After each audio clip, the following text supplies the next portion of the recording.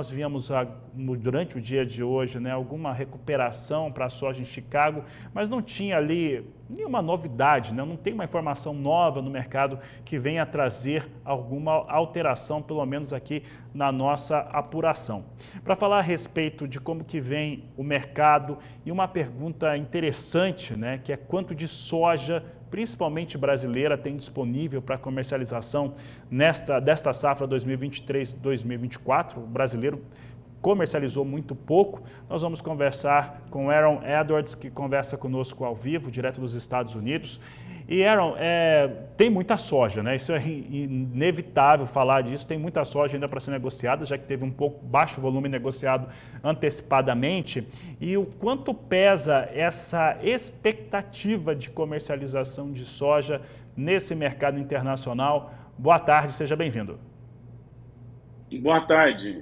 Eu acho que toda essa movimentação baixista que nós temos visto, esse peso nos preços, especialmente em 2024, né, já começou com um ano com gap para baixo em Chicago e em queda praticamente sem parar desde o começo do ano.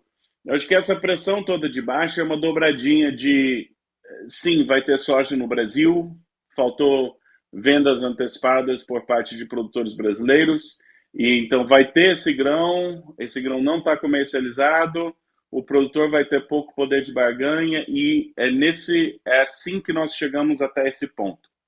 A pergunta daqui para frente, algumas ponderações que para mim são interessantes.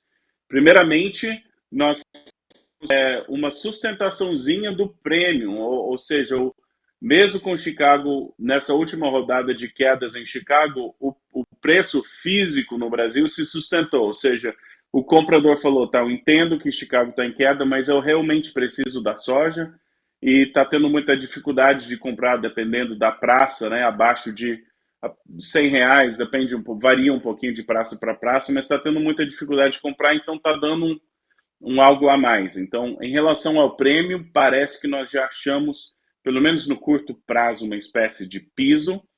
Em relação a Chicago, ao preço em Chicago, relatório do USDA daqui a pouco, e é muito normal nós termos, antes desse relatório, especialmente com toda essa pressão de venda dos especuladores, a gente está ali próximo da média móvel de 20 dias, que é essencialmente o mercado falando, eu não sei se deveria estar em tendência de alta ou de baixa. Então, mesmo que o patamar seja baixo, eu acho que essa recuperaçãozinha de hoje e até mesmo ao longo da semana, eu antecipo que vamos entrar em sexta-feira muito próximo da média móvel de 20 dias, é a minha expectativa. Muito bem, Aaron. Aaron, bom, e a gente tem observado isso no mercado, principalmente em relação aos prêmios. Aí tem uma observação que nós fazemos, que é aquela que é feita a olho nu, e os produtores rurais vão colocando também essa posição. Nós não estamos tendo no Brasil uma série de problemas que todo ano tem. Todos eles ligados ao fator logístico. Aquelas filas de carretas indo para cooperativas, indo para armazéns ou saindo para porto, nós não temos em 2024, que é um fator novo, né? Isso, eu particularmente nunca tinha visto isso, pelo menos nos últimos 10, 12 anos, isso não tem acontecido aqui no Brasil em nenhum estado. E quando eu falo nenhum estado, é incluindo o Mato Grosso, que passa de 80% da colheita e ainda não tem esse fator logístico em prejuízo. Para você, é um cenário que mostra realmente uma produção menor no Brasil ou principalmente em Mato Grosso? Olha, eu acredito que sim, e eu acredito que é por isso que tem muitos compradores falando, eu vou ter que assegurar, já que eu fazer minhas compras, vamos já colocar as compras em ordem. Se eu estivesse, pela ótica do comprador, hoje eu estaria comprando em janeiro e agora, eu estaria comprando um tanto quanto agressivamente. Por quê? Vamos supor que a safra é o que o USA projeta e que a safra é grande. Tudo bem, eu estou comprando na safra, talvez o preço vai estar lateralizado, talvez um pouco mais para baixo, mas eu faço média, pela ótica de comprador. Mas e se esses números realmente são mais próximos do que abaixo de 140 milhões de toneladas ou algo assim, e vai faltar soja. E nesse cenário, tem que lembrar que os especuladores, da mesma forma que eles punem mercados em momentos ruins, às vezes eles se sobressaem na alta também, como por vários anos eles mantiveram uma posição comprada. Então, assim, a possibilidade desse mercado de soja ter uma esticada para cima bastante dramática ainda existe e muito provavelmente ainda aconteceria no primeiro semestre. Então, assim, no longo prazo, acho que nós estamos vendo um mercado gradativamente se saciando, mas para mim essa pressão de venda de Chicago passou do ponto e eu acredito que existe a chance de uma recuperação. E se os compradores ficarem nervosos e precisar comprar volume, que parece que é o que está acontecendo no momento, isso pode ter efeitos no preço físico e até mesmo em Chicago, e essa esticada para cima pode acontecer rapidamente, no curto prazo, né? Então, eu acredito que nós estamos vendo sintomas de um mercado que não tem tantos grãos quanto o papel do relatório oficial. Aaron, nos Estados Unidos, né, nós vimos alguns relatórios seguidos, aquele de quinta-feira, de vendas e exportações, em que tem aparecido regularmente cancelamentos. Né? Teve até uma semana aí que teve muito mais cancelamento, o volume realmente, quase totalidade da venda semanal foi cancelada. Nós estamos tendo cancelamento e repactuação, seja para a próxima safra, seja de soja brasileira. Isso tem ocorrido, Aaron? O relatório, assim, o relatório é o que é, né? Então, assim, os estoques de soja nos Estados Unidos estão apertados. Hoje, a expectativa de Chicago é que vai ter o suficiente, vai ter soja suficiente nos Estados Unidos para chegar na próxima safra. Tem soja em abundância no Brasil, na Argentina, que vai atender o mercado de exportação. Então, nós estamos no processo de recomposição de estoques mundiais. Vai ter soja suficiente nos Estados Unidos e vai ter soja suficiente no Brasil, na Argentina. Estamos ok. Essa é a narrativa de Chicago. Mas é isso que eu estou falando. Se não tem essa soja no Brasil, o que vai acontecer? Esses cancelamentos vão ter que virar pedidos de exportação de soja dos Estados Unidos. E se nós tivermos essa pressão de demanda de fato por soja norte-americana, na minha opinião, não vai ser possível mais esconder o fato que os estoques ainda estão apertados. Então, mas é um pouquinho daquela coisa, tudo bem, eu posso ver notícias de falta de fila de caminhão, de armazém que não está tão cheio, tudo bem, mas até que isso não deixe o comprador nervoso, preocupado, será que não tem soja suficiente? Essa é a ótica de Chicago, e até que se prove o contrário, e até agora não tem se provado o contrário. O que eu quero dizer com isso em vez de estar comprando mais soja norte-americana, eles estão cancelando pedidos. Então, precisa ter essa confirmação de demanda realmente entrando e fazendo diferença. Até agora não aconteceu, mas como você falou bem, e como muitos têm relatado, nós já estamos com sintomas disso. Prêmio melhorando, carências, diferenças logísticas de que não há esse grão todo. Então, se esses sintomas entrarem, começar a preocupar o comprador, podemos ter essa reversão, sim. Aaron, e pegando esse cenário, né, que você acabou de descrever, e deu uma certa... Não dá para ficar empolgado em 2024 com o preço da soja, isso é uma questão lógica, mas pelo menos dá para olhar um pouco essa luz que vai aparecendo. Num cenário no qual nós temos um estoque que é menor do que aquele que se imagina que se tenha, ou que os números têm apresentado até agora, e a safra sul-americana, principalmente brasileira, ainda que seja uma grande safra, não é tudo aquilo que se esperava inicialmente, qual que é o primeiro impacto ou quando a gente começa a ver os impactos na comercialização e na formação de preço? Formação de preço tem o fator câmbio, premium e CBOT. Prêmio já estamos começando a ver fortalecimento. Vai ser muito interessante ver se a gente tem fortalecimento do prêmio e Chicago melhorar, se eles vão tirar isso do prêmio ou não. Porque se sim, aí a esperança para o preço brasileiro não é mais tão boa.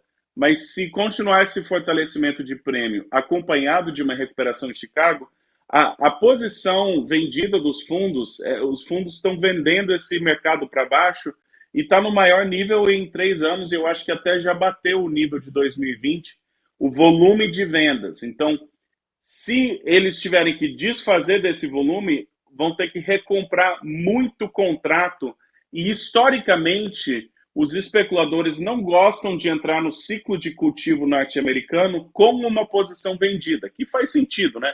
Você vai querer estar vendido se tem alguma falha climática? Não. Então, eu acho, a minha opinião é que nós podemos, eu espero que nós continuemos vendo uma recuperação de prêmio, mas eu acredito numa recuperação, pelo menos parcial, de Chicago, até entre agora e o começo do plantio nos Estados Unidos. Então, nos próximos meses, nas próximas semanas a meses. Adoraria saber quando, exatamente. Mas antes do plantio se consolidar nos Estados Unidos, eu acredito que a gente pode ver uma sustentaçãozinha disso com os especuladores saindo.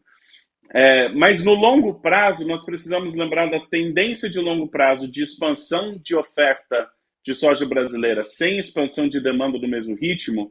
A pressão de longo prazo sobre o mercado da soja ainda continua, na minha opinião, provavelmente para baixo. Então, mesmo que passou do ponto no curto prazo e podemos ter uma recuperação, no longo prazo, olhando para a safra 24 e 25, eu acho que esse mercado da soja vai ser pesado, sim. E, Aaron, até para lembrar, né, trazer outra dose de realidade, aqui no Brasil a gente vai se encaminhando para ter aquele maior volume de soja colhida. Isso vai acontecer nesse mês, começo de abril principalmente, que é inclusive quando vence muita conta por aqui de parte do produtor. Neste momento o mercado vai ter esse impacto, né? Ele deve ceder um pouco com esse volume maior, esse peso maior da soja brasileira? É muito, muito provável que sim. A questão, o apetite do comprador realmente depende do tamanho da safra. E o que eu tenho falado, por exemplo, não importa se é 155, 145, se tem soja suficiente, não tem por que o comprador estar nervoso. Agora, se essa safra é tão curta que cria aquele efeito de leilão de escassez, aí nós podemos ter Premium ascendente, Chicago ascendente, nós podemos ter uma reviravolta meio dramática nesse mercado. Então, eu acredito numa recuperação, a força dessa recuperação vai depender realmente do apetite do comprador e se tem ou não soja, porque os preços altos da soja vêm quando ninguém tem mais nada para vender. Assim, estou exagerando, né? Obviamente tem algumas pessoas que capitalizam, mas quando tem uma grande quantidade de produtores com inventário para vender, o potencial de ascensão de preço costuma ser bastante limitado. Sobe um pouco, aí vendido. Aí baixa um pouco, aí sobe um pouco, aí é vendido mais um pouco. Então, enquanto tiver essa pressão de venda por parte de produtores brasileiros, enquanto tem a possibilidade de vender, o potencial de preço está limitado. Mas se a safra é tão curta que não vai ter grão para vender, aí sim a gente pode ter uma explosão de preços mais dramática. Aaron, para encerrarmos aqui a nossa entrevista, você tem expectativa, ou qual é a sua expectativa em relação aos números que começam a se apresentar ao mercado agora nesse mês de março? Na sexta-feira, dia 8, tem um relatório de oferta e demanda do Departamento de Agricultura aí dos Estados Unidos. Lá no dia 12, então na outra semana, na outra terça-feira, nós teremos a Conab trazendo os números do sexto levantamento. Você espera que, principalmente em relação ao departamento, que se tenha um corte mais vigoroso em relação à soja? Olha, eles costumam fazer cortes bem tímidos e bem atrasados. Então, a expectativa é de um corte, mas eu não sei se eu falaria um corte dramático, falando do USDA. Dito isso, eu não sei se precisa de um corte muito dramático para, pelo menos, tem que pensar pela ótica dos especuladores, tá? Eles venderam soja de 14, de 13, de 12, aí eles estão vendendo, estão com uma média de venda e tem dado certo, e agora tem um relatório agora que pode cortar a produção, não sei, daqui a pouco já vão estar falando de plantio nos Estados Unidos. talvez está na hora de só falar, foi legal ganhar dinheiro na baixa, falando dos especuladores, talvez a gente deveria se contentar e recomprar algumas dessas posições. Então, eu acredito que nós podemos, esse relatório pode trazer uma reversão dos especuladores, e os estoques, especialmente do milho, pela Conab, já estão um tanto quanto apertados comparado com o relatório do USDA. Então, o quadro de milho nacional, internacional, ainda é apertado e nacional dentro do Brasil é até bastante apertado. Então, eu acredito que tanto a soja quanto o milho têm motivos para ter uma melhoria de preços ainda em março.